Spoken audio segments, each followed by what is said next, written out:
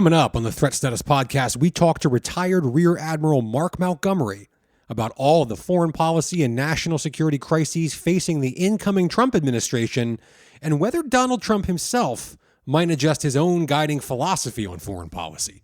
And then we dive into the deadly terror attack in New Orleans and the Cybertruck explosion in Las Vegas and whether they are a harbinger of things to come amid fears of an ISIS resurgence. Don't forget to go to WashingtonTimes.com and sign up for the daily Threat Status newsletter.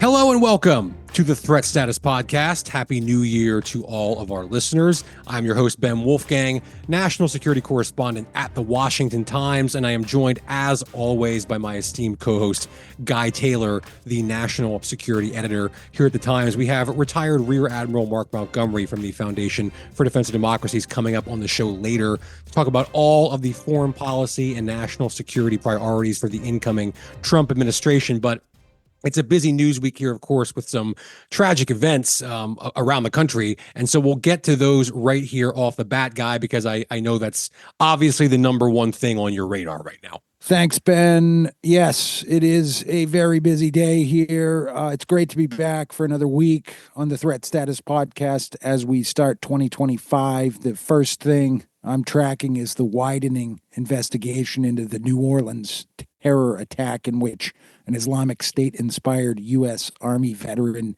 rammed a truck down Bourbon Street on New Year's Eve, killing 14 people and wounding more than 35 others. As of our taping on Thursday, January 2nd, Ben, the FBI has just said that the attacker, 42-year-old Shamsuddin Bahar Jabbar, who died in a shootout with police, that he made videos professing his allegiance to ISIS before the attack, but that so far it's not clear whether he acted as a lone wolf or was in communication with ISIS operatives online. The FBI says it's recovered 3 cell phones and 2 laptops that Jabbar may have used in planning the attack, and that there's surveillance footage showing him planting 2 improvised bombs in coolers in the French Quarter in New Orleans that presumably were supposed to have exploded as part of the attack.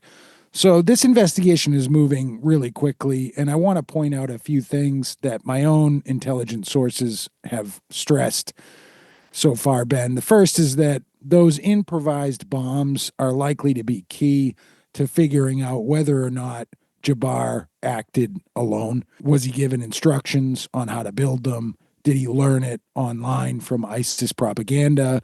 Did anyone else help? The second is that his cell phones and laptops are also going to be key to figuring out whether he had any digital communications with anyone tied back to ISIS operatives, either inside the United States or outside the country, including in Europe or the Middle East, particularly Syria. So there's a lot to unpack there, Ben. I have not even mentioned that there was a separate attack in Las Vegas in which a Tesla Cybertruck was blown up in front of a Trump casino. As of our taping this, Ben, the FBI is publicly saying they have not established a clear link between these 2 incidents, even though there are reports that the Vegas explosion was carried out by another U.S. Army veteran who was once stationed at the same military base as Jabbar. So this is fluid, and we're tracking it in Threat Status. Yeah, I mean, look, there's a lot here. I mean, you mentioned the fact that both of these men reportedly, Army veterans who served at the same place. And there's questions about whether they interacted or knew each other, but that's certainly obviously something that's top of mind for law enforcement right now. Now, the Pentagon has said that Jabbar was deployed to Afghanistan from February 2009 to January 2010. Some of the details on what he did there are still a little bit murky, but what does seem clear so far, at least, is there's an indication he had trouble adjusting to civilian life after his military service, which is certainly not unusual for folks who have served. He told the Georgia State University newspaper back in 2015 that he had trouble just communicating and just talking to everyday people without using, some of the jargon or military lingo that folks in the military use. Now, Guy, you and I both talk to active duty and retired military folks all the time, and that's something a lot of people do in fact struggle with. But of course, that's no excuse or explanation for what Jabbar allegedly did in New Orleans. What we need to know more about, and you alluded to it, is how, when, and by whom he was radicalized. Now, Jabbar's brother, Abdur Jabbar, says the pair were brought up Christian, but that his older brother converted to Islam years ago. He told the New York Times that what his brother did, quote, does not represent Islam, unquote. He called it some type of radicalization. So whether he was radicalized online, did somebody find him, recruit him? That's what law enforcement's looking at right now. As far as the Matthew Livelsberger angle, this is the guy who apparently blew himself up allegedly in the Cybertruck outside of the Trump International Hotel in Las Vegas. An Army spokesperson also confirmed that he enlisted in the Army all the way back in January 2006. What's interesting to me, Guy, the thing that caught my eye the most is that he's an active duty Army Special Operations soldier right now, or at least until he died on New Year's Day. He was on approved leave from his role as a special ops soldier when he allegedly carried out the attack. And his LinkedIn profile, which purportedly belongs to Matt Livelsberger, says he has experience working with explosives. So there's a lot more to come. Thankfully, nobody else was seriously injured. Nobody was killed, at least, in that Las Vegas incident. But there's another few shoes to drop, I think, for sure on that one as well. And then one more thing quickly, Guy, before you jump back in. I know, listeners are familiar with me bringing up Elon Musk seemingly on every episode, but there's a reason, because there's political symbolism, of course, which I think is probably clear to anybody who's been paying attention to the news the past couple of weeks. If he blew up a Cybertruck made by Tesla in front of the Trump Hotel, that speaks for itself to a lot of degrees, right? We don't want to get ahead of law enforcement, but I think we're probably on pretty safe ground if you want to operate under the premise that a political statement was being made here. And this puts Musk in the spotlight yet again. He went to war with the Associated Press on X after this happened. He called them Associated Propaganda because they said that the Cybertruck, quote, caught on fire, unquote, rather than being intentionally exploded. Now, this may have just been an oversight, of course, because some Cybertrucks have allegedly just caught on fire in the past. But nevertheless, Musk vehemently defended himself and his company in the midst of these unfolding alleged terror assaults around the country. And you add to that, Guy, law enforcement says he's actually a key figure in the investigation. He's been helping from the technical side of things, explaining details and specifications of the Cybertruck. So, look, we talk about Musk a little bit later on with Mark Montgomery from FDD, but here he is again, Guy. He's at the center of seemingly every story in America right now. Right. I think, Ben, it's important, as we talk about all the time at Threat Status and at the Washington Times, to move slowly and focus on facts when we're dealing with breaking news. And there's all kinds of speculation that we can make about whether there's a political motive tied to the Las Vegas incident.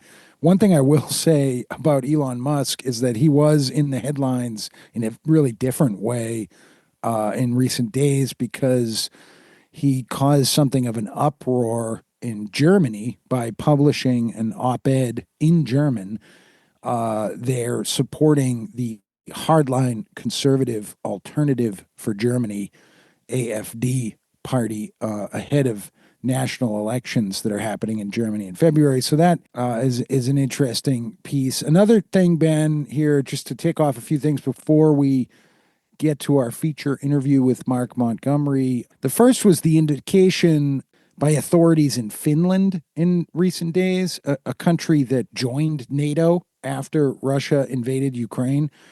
Finnish authorities say that they believe a tanker from Russia's so-called ghost fleet was responsible for leaving a long drag mark on the seafloor in the Gulf of Finland and damaging electronic and communication cables there. The Russian ghost fleet is interesting. This would be tankers and whatnot that Russia uses to move things around the world, evading U.S. attempts to sanction Russian energy. One other thing on my radar, Ben, was the hack of U.S. Treasury Department workstations by Chinese government-sponsored hackers that got revealed in recent days. The hackers gained access via a compromised private software vendor in the latest example, basically, of how widely exposed U.S. government systems are to offensive cyber attacks by foreign adversaries. China has denied these accusations, Ben. This is an evolving story. A couple of things here U.S. officials say that initial indications are that the Chinese hackers did not access classified material such as global financial intelligence maintained by the Treasury Department's Office of Foreign Assets Control, or OFAC.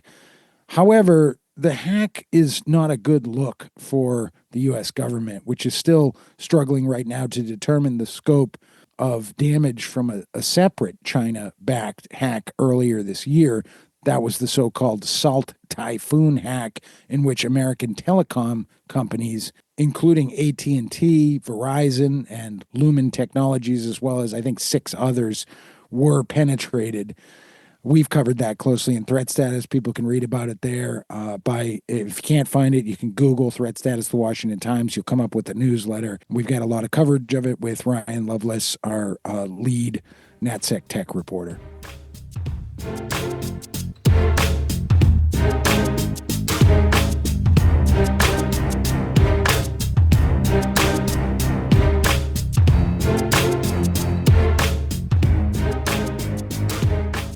And we are joined now by Mark Montgomery. Mark is a retired Rear Admiral and is the Senior Director of the Center on Cyber and Technology Innovation at the Foundation for Defense of Democracies. He was Executive Director of the Cyberspace Solarium Commission and now directs CSC 2.0, an initiative that builds off of that commission. Mark was also the Policy Director for the Senate Armed Services Committee under the late Senator John McCain. And we could go on, Mark, but happy holidays. Thank you so much for joining us here. Hey, happy holidays to you guys, and thank you very much for having me today. Of course, it's a pleasure. It's a pleasure. Let's set the table here. We're going to have a new administration in a few weeks, Trump 2.0, if you will. We're trying to help our audience understand what Trump 2.0 will look like from a national security and foreign policy, international relations standpoint. And there's a lot on the table, of course, as you well know, Mark, from the Russia-Ukraine war, Russia, China, Iran, North Korea alignment, war in the Middle East, an evolving U.S. defense industry, which I know we'll talk more about later. I'm just curious if you have a sense for how you think the Trump administration can or should be looking at all of those things from the 50,000 foot point of view, if you will. How do they decide which of these get prioritized? And in making those decisions, do you think Trump this time around, his second term, does he lean more toward a classic Reagan Republican peace through strength approach, or does he lean harder into what might some call the non-interventionist MAGA worldview? I'm just curious, with all these things on the table, does he have sort of a guiding philosophy that might determine the steps that he takes, especially in those crucial early months? Well, that's a great question. And there's the what he might do and what I hope he'd do element to this as well. So let me just start by saying I do think what we will see from him, what he'll do, what he'd like to do, and what I think he will do is probably prioritize the defense of the homeland. You know, every president's national security strategy or national defense strategy says defense of the homeland is my number one priority. But no president in recent memory has had a budget that actually reflects this. You know, and from my point of view, that puts like 2 glaring opportunities for him. You know, there are 2 areas where America's principal adversaries, China and Russia, you know, have had an open door to impact our homeland, and for which we have put almost no investment in, and that's missile defense and cyber defense. Right now, the U.S. can't comprehensively defend itself against a conventional cruise or ballistic missile attack. This means we can't detect them, we can't track them, and we can't engage them in the vast majority of the country. There's some limited cruise missile defense capability around the Washington National Capital Region, and there's some limited tracking capabilities. It's really oriented only towards ballistic missiles that tends to be focused on radars that are on our West Coast and in Alaska and Hawaii. So, you know, very limited capability there. And you know, I've been going slightly bonkers recently about hypersonic missile defense, where God love us, we're catching up on hypersonic offense, spending $4 or $5 billion a year, which is what we need to do to catch up with Russia and China because we took a 10 or 15 year holiday on that. But on hypersonic missile defense, we're spending a solid $200 million a year. In other words, 5 cents on the dollar of offense. And I'll just tell you, 5 cents on the dollar of offense will not get you much defense, and it hasn't. We've got the same problem in cyberspace. You know, the defense of the U.S. national critical infrastructure, you know, and think about the critical infrastructure for military mobility. Just put it in military standpoint, the rail system, the port system, the aviation system, that's owned and operated by the private sector. The Department of Defense presses the big I believe button that they're defending it. But that's how Transcom is going to move our tanks, our train, our supply parts, our people, our equipment, our repair parts, to before conflict and advance of conflict and during a conflict. That national critical infrastructure is largely undefended at this point, or defended poorly by the private sector, who we weirdly say, hey, if Russia attacks you with a submarine or a jet plane, we're going to defend you. But if they attack you in cyberspace, God protect you. Let me follow up on that. And I'm curious on the issue of missile defense. I mean, Trump has talked about, and some of it, Mike Waltz and others have talked about this Iron Dome for America modeled on the Israeli system. Is that just kind of a slogan that's easy for people to understand? Or is that actual, when you get down to the nuts and bolts of it, is that what we need? Is it feasible? How expensive would it be? Yeah, that's a great point. Look, I'm going to take Trump at his rhetoric and not the particulars there. When he meant an Iron Dome, he meant a shield. Not mean hundreds of Iron Dome crews. I mean, mortar and rocket defense systems, as a lot of people understand. Iron Dome doesn't actually shoot down ballistic or cruise missiles. It shoots down rockets and mortars. It has a very, very limited cruise missile defense capability. But we're not putting scores of Iron Dome around the United States. In fact, we returned the 2 Iron Dome we bought from them so they could defend Israel with them. Back in November of 2023, when we determined that we did not need Iron Dome for Guam, which is where we put one of them. And you have to ask yourself, who's going to rocket or mortar Guam? Like a Saipan breaking away? I mean, come on, this was not smart. What he means is alliterative. We need to have an ability to sense, that detect, target, and eliminate, cruise and ballistic missile threats to our country.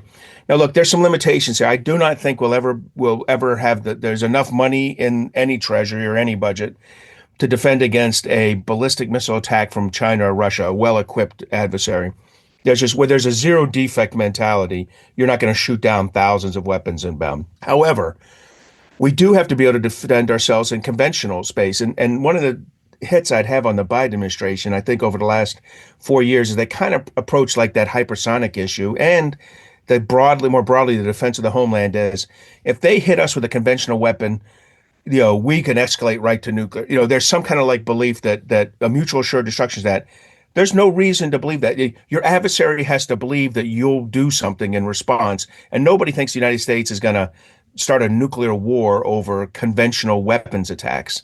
And so, that we really do have to build up this conventional defense. It's creating an asymmetric advantage for the Chinese and Russians. And because they're first movers, which means they're much more likely to go first in a fight, they'd have this big advantage with their hypersonic offense and some of their ballistic missile offensive capabilities and cruise missile offensive capabilities. So, Mark, it's Guy, more broadly even, a lot of smart people say that China is outpacing the U.S. in terms of military industrial production capability right now. Based on what you're seeing, do you think the coming administration gets that? Does it agree with that assessment? And is the push to reverse that situation going to be a central piece of what drives the administration's posture toward the Pentagon, the procurement process, and just overall national security policy? So I look at this in 2 ways. There's a micro way to look at this, which is the munitions issue, and then there's the macro way, the big budget issue. And I'll tell you, I think in the munitions issue, and this is the issue that sometime in like late February of 2022, the Department of Defense and the White House went, oh my, as they were trying to draw weapons down for what's called Presidential Drawdown Authority and providing stuff to Ukraine, they realized what a lot of us in the military had known, which is that if you're in a COCOM between 2008 and 2020 or 2022, you were screaming for more munition purchases and you were being shut down. Like if we would say we need 100 of a weapon system, the services would say, no, Monty, you don't get it. We can mix and match, maintain them in CONUS, swing them to you. You need 75%. Then DOD would say, no. There's a new weapon coming. Don't worry. We're going to buy this at 50%. Then OMB would say, everyone's paying a 10% tax to pay for some other office. It's 40 in DOD. It's 40%. And Congress would go, well, if you're going to go from 100 to 40, why not 30 and let me spend it on something else? And we were basically procuring munitions at about 30% of need. Well, if you order 30 for 5 years in a row, their new number that they can produce next year is 30. So in munitions, we've spent the last 3 years, and the Biden administration and Congress do a good job patting themselves on the back, and I agree with them. They have restored some munitions production across a wide variety. By the way, Our China production was in the same condition as the Russia and Mideast production that you discovered during the Ukraine invasion. And we actually fixed China as well, or are fixing it. So we're now building munition levels at 100% of what they could build. Many of them are multi-year procurement buys, which lets them buy more things. And we're investing in expanding what an annual build looks like. So we are raising munitions. So I think in that one area, we're going to continue to recover under a Trump administration, as we probably would have under a Harris administration. Now, here's where it gets hard. Broadly, to describe that homeland defense issue and some shortfalls in the Army and the Navy, which we could describe in a minute, you're going to need more resources. And here's where I don't know. If you'd asked me 6 months ago, I'd have said, Trump is the guy for this, and you might not get this with Biden and then later with Harris. And that's the idea that it takes resources. You know, any of these kind of like defend the homeland strategies without sufficient resources is just rhetoric. President Trump's already done this once. President Obama had defense spending as a percentage of GDP. I know that's not a perfect metric, but it's one of our best ones because it expresses how much you can get from our defense industrial base for an investment. We were at about 4.5% of GDP on our defense spending in 2009 when President Obama took over. He turned it over 8 years later at 3.1%. You know, that is not now. Look, Congress played along with this, but it starts with the administration. He tanked our defense spending. There's no other way to look at it, and so we got down to 3.1% by 2017, and it raised back up to 3.4% under Trump. He did increase it. And then under Biden, it's now crashed back down to 3.02%. And this is despite the fact that we've spent trillions, multiple trillions on non-defense spending, which generally is supposed to pace with defense spending, and like the Inflation Reduction Act, the Bipartisan Infrastructure Act, the COVID relief acts, that kind of stuff. And I'll just say we're down at 3.02%. I think under President Harris, we would have gone down to 2.7 or 2.8%, an unacceptably low level. I think normally I thought President Trump would take us up about 0.1% a year. Roger Wicker wants to do that, the chairman of the Senate Armed Services Committee. I think Mike Rogers wants to do that, the chairman of the House Armed Services Committee. But you're not going to make America great again. You're not going to be able to defend our homeland if you don't put about 3.5% by the end of 2029, have a 3.5% of GDP defense budget. Well, let's see, that's adding about 30 to 35 billion a year. In terms of the shifting, face of the defense industrial base in this country, it's a lot more Silicon Valley heavy, of course, than it used to be, and perhaps that's best exemplified by the proximity of Elon Musk, tech billionaire, to Donald Trump. Look, I mean, from a political theater perspective, maybe these two guys have a falling out at some point, and this becomes a non-issue by the time the administration actually gets rolling. But as we stand right now, with the role that he seems to have played, in the spending debate on Capitol Hill, for example, last week, and the influence he seems to have over Republicans, is that a good thing, just from a national security perspective, putting your personal feelings about these guys aside, or the politics, or what have you, from a national security perspective, to have this particular person with the hands he has in SpaceX, in the electric vehicle markets, and Starlink satellites, all of this stuff? Is it good, bad, or indifferent to have somebody that close and to have the ear of the president of the United States and potentially of the Republican Party itself right now? Well, look, like in all things, it's a mixed bag. At first, I would say, to congratulate Musk, I would say if he's actually won this H-1B visa issue, where we give more H-1B visas to graduating, to graduate students in STEM, we're going to be in better shape. I'll tell you, it is criminal. It is just so illogical that we pay for a lot of the PhDs. When you go do a PhD in STEM at an American university, large chunks of it are covered by the U.S. government, either through DOD, NIH, other DHS, other grants, NSF, National Science Foundation grants. And then we say, okay, you got 3 years and you got to go home if you don't win a lottery. That's clinically insane. The other thing that worries me about him is he has a weird take on the AFD, Yeah, he had an op-ed in German a couple of days ago that it endorsed him for leadership, and they're Nazi adjacent, and they have some bad neo-Nazi past, right? That's not them today, but they're pretty adjacent to it. And I'll just say, that's probably not where we need someone very close to the president to be in general. There's a good and bad in here. The good is, figuring out the H-1B visa problem. the bad. And I'll tell you, on the F-35, it was funny. Look, I'm for some unmanned strike aircraft. I think long range strike eventually is unmanned, or penetrating strike is unmanned. But he was taken on the F-35 and then said it's no longer relevant, blah, blah, blah. 2 nights later, it removed the world's fifth largest air defense system in Iran. I mean, his timing was a little off on that slight. The F-35 still has a lot of value against the China and Russia will fight in the next 5 to 10 years. If you're building the weapon systems for 10 years from now, then Elon Musk's thoughts might be right. So you don't stop building the F-35, but what you tell the Air Force in building the sixth generation air defense and telling the Navy in the sixth generation air defense, suppress the egos of the fighter pilots and get us an unmanned version as well. Mark, I want to ask you about the Ukraine situation.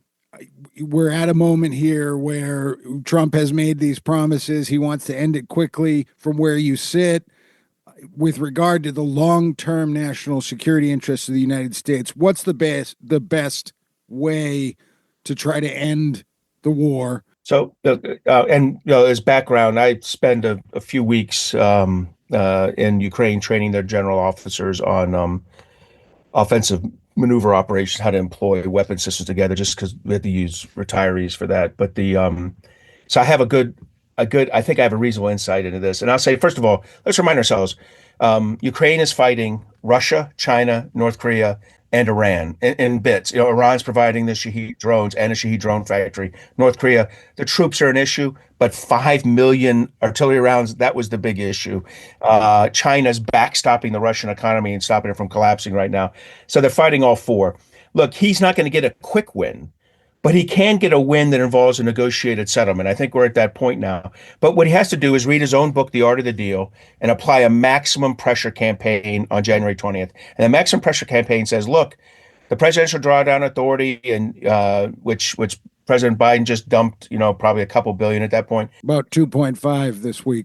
Yep, and there'll be another 3 or 4 billion left over. He should use that. He should say, "Look, I'm doing this. The Ukraine Security Assistance Initiative, which is more longer-term procurement, that's going to flow." Maybe he talks with Lindsey Graham and does starts talking about a loan program, so Russia sees there's more coming. Then he says to Ukraine, you can use those weapon systems against, there's probably some limitations on nuclear facilities and some command and control, but then say everything else is free game as you use our weapon systems so that you can catch the Russians concentrated out in the field. And then to further get them on the front foot, you need to put economic pressure on Russia. And this is something the Biden administration missed, which was the opportunity to drive down oil prices worldwide and drive down Russian oil sales. And you do that by properly sanctioning the shadow fleet. Now, at the time, the Biden administration didn't do it because it would peculiarly have had an effect of increasing gas prices in the United States right before the election, something he didn't want to do. So for brazen political purposes, we have not properly sanctioned that shadow fleet. But if we do that, we drill, baby, drill, so to speak, push out our own product and talk to the Saudis about lowering the price. So, the worldwide oil and natural gas prices sink down below $40 a barrel. Now you're putting real pressure on the Russian economy. The Russian economy that's spending 40% of every dollar on defense, right, of their federal spending. Basically, as my old boss John McCain said, they're a gas station masquerading as a nation state, right? Go in there and drive on that one stream of income. Now, then you call him 4 months later and go, hey, Vladimir, you do want to sit down and have a discussion about what the security arrangements are? Because if he calls him January 21st, and Russia's in a position of strength where they've captured more land in the last 3 months than they did at any time since February 2022. Putin's going to drive a deal that says a demilitarized Ukraine. That's basically he can reinvade anytime he wants, and that's just not acceptable to Zelensky. So from my perspective, you've got to get on the upper foot with Ukraine and the United States and get Russia on its back foot and deal from a position of strength. That can be done in about 4 months. That's a quick win in a 4-year term. Mark Montgomery, thank you so much for joining us here in the Threat Status Podcast. Really appreciate it. Happy New Year to you. Thanks, Mark. Hey, thank you guys for having me.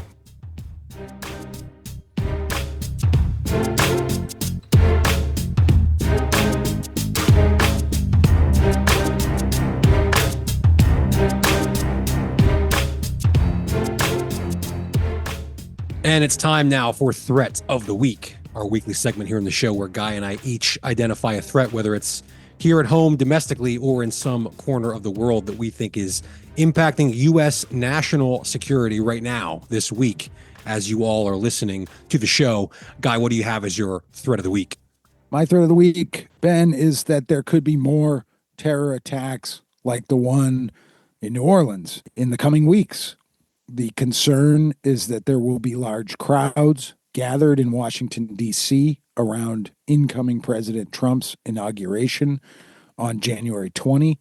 Security is going to be very tight. But I think we would be irresponsible not to point out the risks here. And we'll be tracking the security preparations over the coming weeks, Ben. This is a horrific incident in New Orleans. It reminds me of a terrorist attack that I covered in person in Nice, France in 2016, when a Islamic State follower had rented a large lorry truck and driven it into Bastille Day crowds there, leaving a wake of carnage that was incredibly disturbing.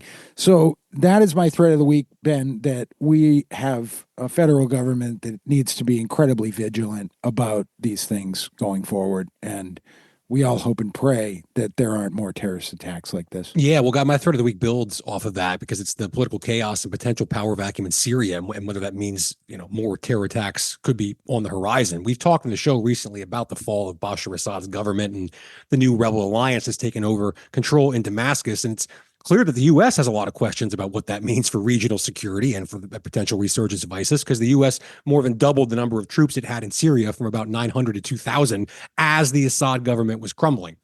And the head of CENTCOM, as we've highlighted in the Threat Status newsletter, was in the country around the same time.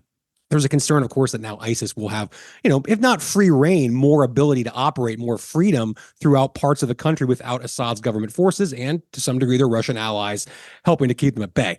Now, of course, one of the most important things we do here in the show is break down why this kind of stuff that's happening in far-flung corners of the world matters to you and why it can impact national security and potentially you and the lives of your loved ones.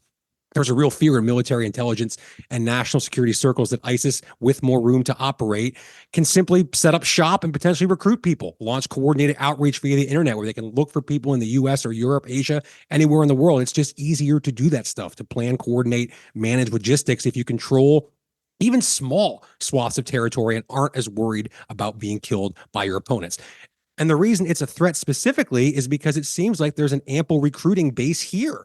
A House Homeland Security Committee report from back in October identified more than 50 jihadist cases across 29 states just since April 2021. All people charged with attempting to provide material support to terrorists and other related offenses. It seems like Jabbar might be one of those people, allegedly, except that he was able to carry out the attack before he was caught. So on that note, big thanks to you, Guy. Huge thanks to Mark Montgomery from the Foundation for Defense of Democracies. Thank you all for listening once again. Please go ahead, hit that subscribe button, share with all of your friends. We'll be back next week on the Threat Status Podcast.